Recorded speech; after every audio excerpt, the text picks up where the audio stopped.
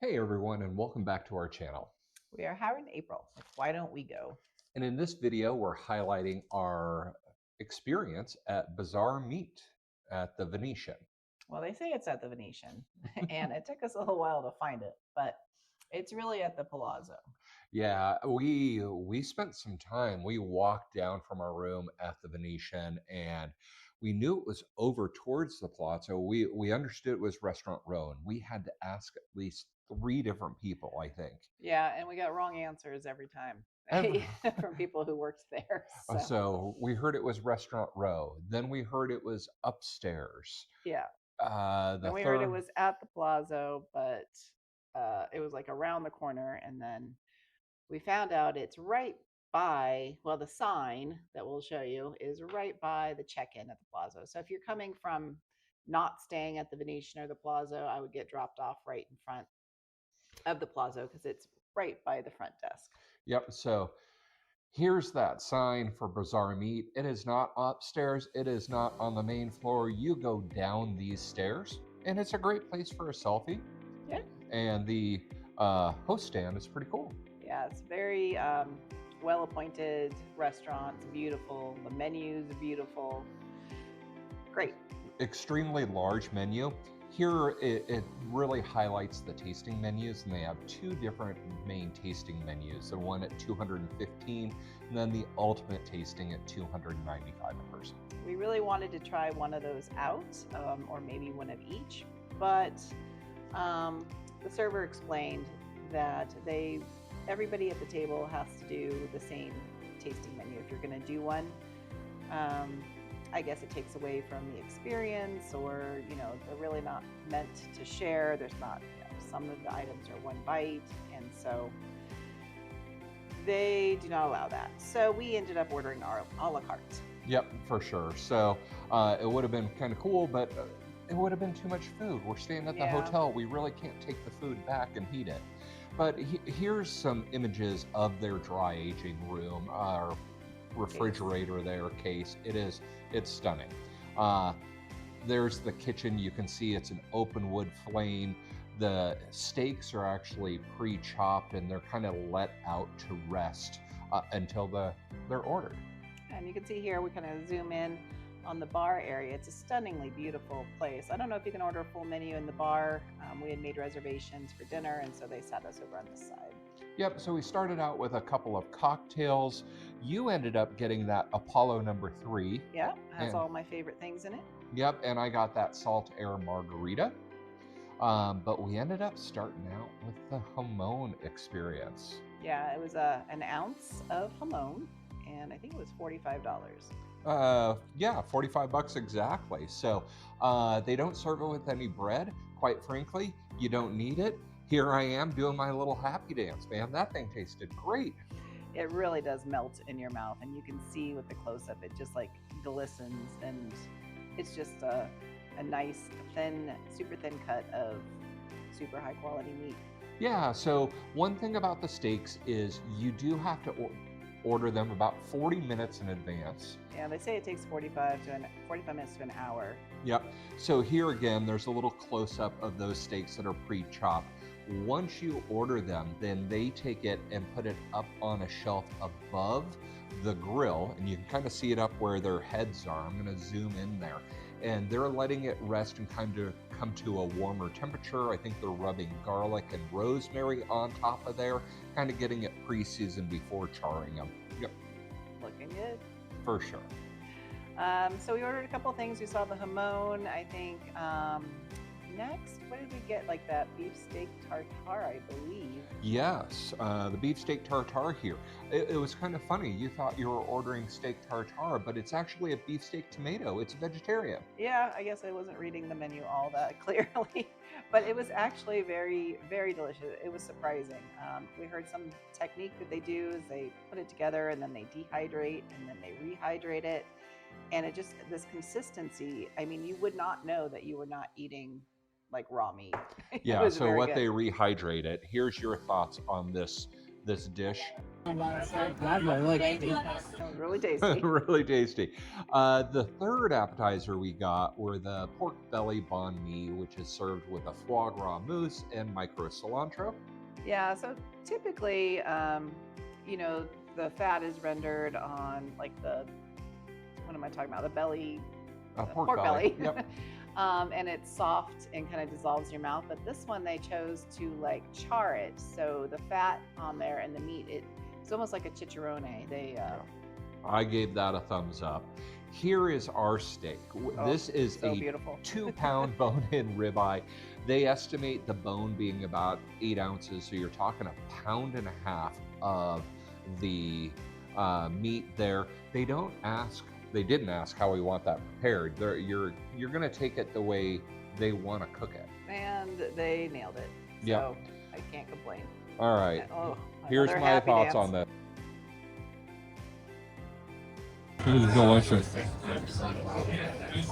Yeah, it was good. And we got it with their potatoes. It's a buttered potato puree. It's listed as butter, more butter, and some potato.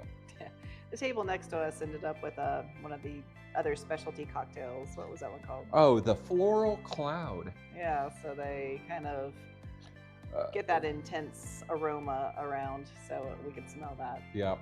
Here is the dessert menu. We ended up getting dessert, and so we ended up getting the chocolate caramel popcorn, which is a dark chocolate mousse with caramel corn and popcorn flavored ice cream.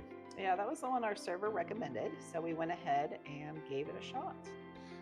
Look at that presentation. To your point, those little strands are actually the mousse. Yeah, that's the chocolate mousse, and you got the caramel corn, and so you take a bite in there and get all of that little flavor profile. Yeah, and then a little gold shading sprinkles on there. It was really unique. So here's your thoughts on it. Yeah. I can eat that. You can eat that. And then we had informed them we're kind of there for a delayed anniversary, so we got a surprise second dessert. What about second dessert? This one I think was my favorite because it was very light and, you know, just beautiful. I think I finished this one by myself. I did have a taste on it, and yes, it was quite good because the other one was a little heavy. Yeah, the mousse was a little thick. That's really good. Very light. The Chambord, it's lovely raspberry flavor. Good. After this, we saw a couple tables over. One of the dessert options is called a sphere graffiti. The table ended up getting that. I thought it was really unique. I think that's $35 a person. You can crack it open, and then there's a bunch of little small size desserts in there. And It looks very unique. A lot of the cool gastronomy going on with the drinks and the desserts. For sure. So that is our meal. We ended up spending. We got a couple glasses of wine. So we got 2 cocktails and then 2 individual glasses of wine. Our total bill, tax and tip included, was $562.27. Yes, we did know it was going to be pricey, obviously, looking at the menu and looking at the tasting menu. But it's one of those experiences that we're like, well, Gotta try it. The ribeye that we ordered, there are several different types of ribeye. We ended up getting I think it's Washugyu from Lindsay Ranch, Oregon. The price per pound is $110 a pound. We ordered 1.5 pounds, and she came back and said, the smallest we have is 2 pounds. The smallest they even offer is 1.5 pounds. And we're like, okay, we'll order the 1.5 pounds. And then she came back and we only have 2 pounds. So the steak that you saw was $220 on its own. And wow, it was really good. It was good. Do I want to spend $220 on a steak? Not typically, but it's the first time I have ever done so. And it was delicious. It was a little, I like rare, and it was even a little rare for me. I typically order medium rare, like it on the rarer side. And there were some chunks that were definitely even more rare for me. That quality of meat though, yeah, you're not like worried about it by any means. I just found that some of the pieces that I ate were a little chewy just because they were so rare. Where you're hoping for just kind of that dissolve in your mouth kind of Yeah. softness. uh, So, but it was still very good. yes. The entire meal, how long were we there? Oh my goodness. It started off fine, and the pace of our first appetizer came out really quickly. The beef steak tartare not too long after that. Then there was a huge gap where there was nothing for, I swear, like 40 minutes. We even thought they forgot our third I appetizer. I honestly, I think they did. They had cleared our Yeah. appetizer plates, saying, "Oh, Oh, we're getting ready for your getting steak. ready for your steak." And when that was happening, I saw out of the corner of my eye the server go, Oh, yeah, I think they had messed that up, and so timing got off a little bit, but the full meal. But we did have two desserts. well, I mean, the two desserts came at the same time. The dessert was kind of fine. It just took a long time in between there, but we were there for 2.5 hours. I know they said it takes an hour for the steak, but it took much more than a little that. slower. But overall, had a really good time. Um, Yeah, we were in no hurry. We did get there early. We were there around 5:30, and didn't leave till just after 8. yeah, but so the big question, there's two, right? One, do you think it was worth it? And two, would you go again? Worth it? Sure. I've spent that much money before, but I don't know, we might do the tasting menu the next time, try, as the chef kind of intended, but I just have to be hungrier. But then again, if it's going to take 3 hours, maybe I could have eaten all I of think we it. could have done it. It would Could have have been done it. fun, but yeah, it is kind of weird. So I couldn't order it unless she was ordering it. I couldn't have one of the tastings unless, and At you the have same the one? other No. tasting. So our plan was I was going to have a tasting menu and you were going to order some things a la carte, but that Right. was just not allowed. So I don't know about that, but do I think it was worth it? Barely, because Yeah. it's a huge price point. 500 and something dollars for dinner is big, Right. for us at least. Would I go again? Most definitely. I do probably more a la carte, or I just do that tasting menu and probably even spend more money.